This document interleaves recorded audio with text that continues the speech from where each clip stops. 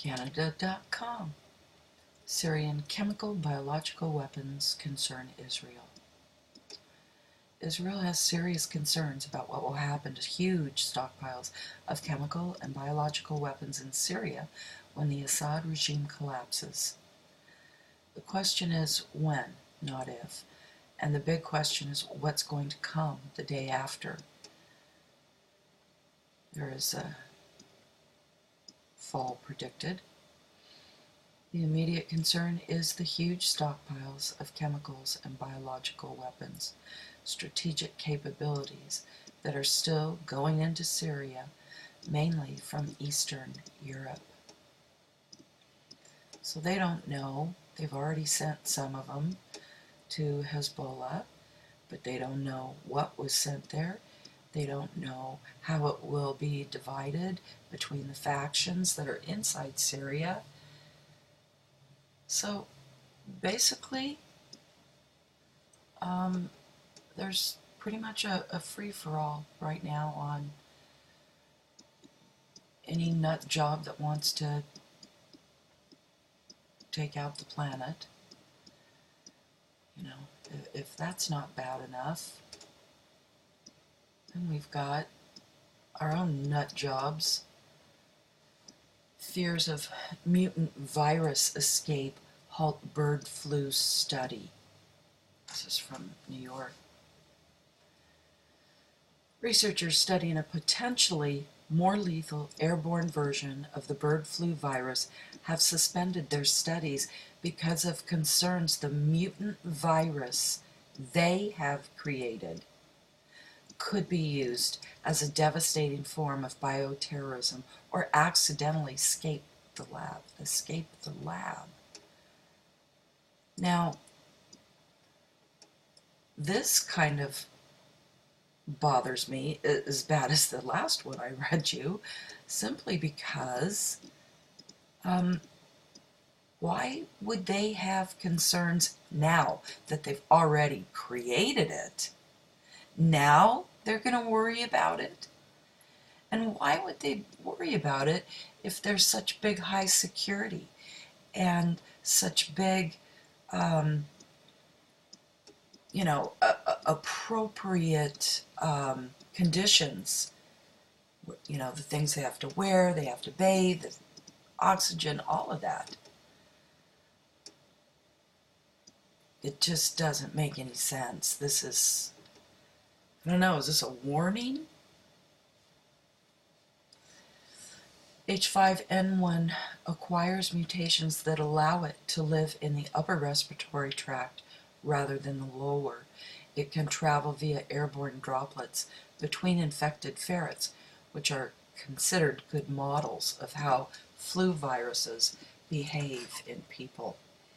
The teams in Wisconsin and Erasmus induced as few as 3 mutations that allow the virus to be transmitted through the air between ferrets. It's not known whether the mutant H5N1 can be spread between people in a similar way by coughing or sneezing, since such experiments would be unethical. Since when do these people have any ethics at all? If they had any ethics, they wouldn't even be doing this kind of research. They would not have already created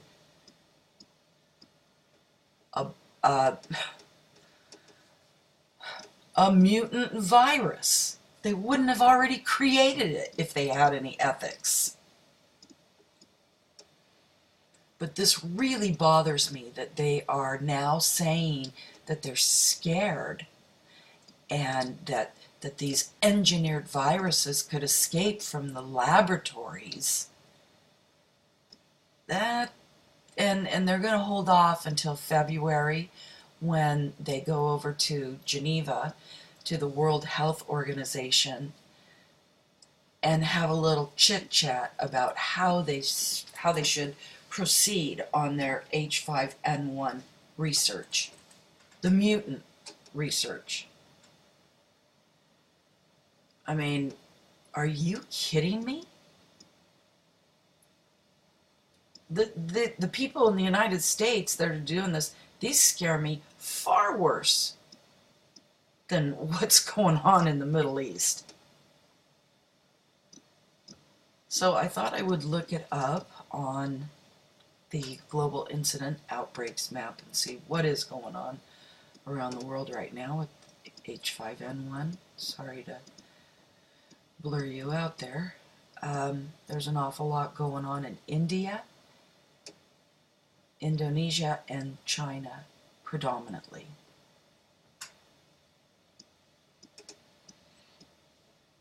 One of the links was to the poultry site, Aviagen.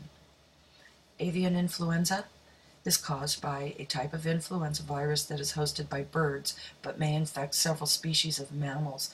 It was first identified in Italy in the early 1900s and is now known to exist worldwide. A strain of the H5N1 type of avian influenza virus that emerged in 1997 has been identified as the most likely source of a future influenza pandemic.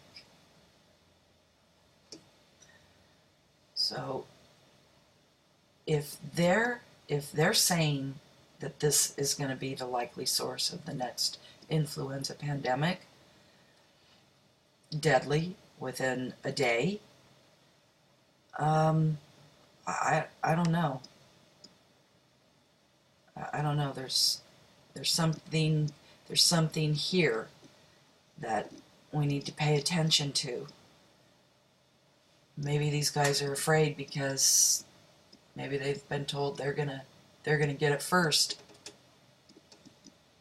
Anyway, the strains of the avian influenza virus may infect various types of animals, including birds, pigs, horses, seals, whales, and humans. However, wildfowl act as natural asymptomatic carriers, spreading it to more susceptible domestic stocks.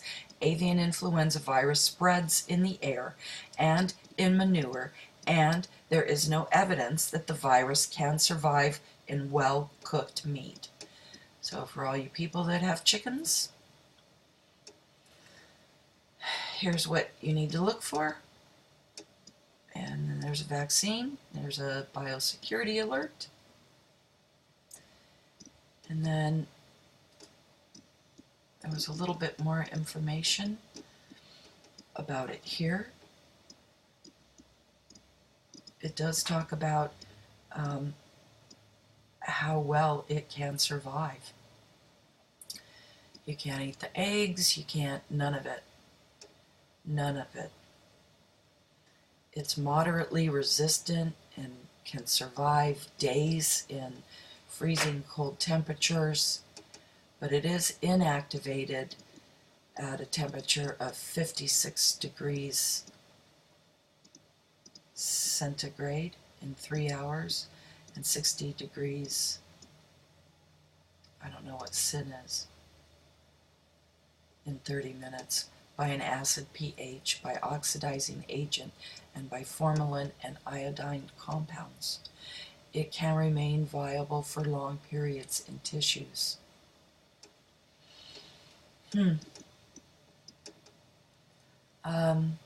So here's what happens. Same thing. What to look for. So I wish I had something more positive to discuss today.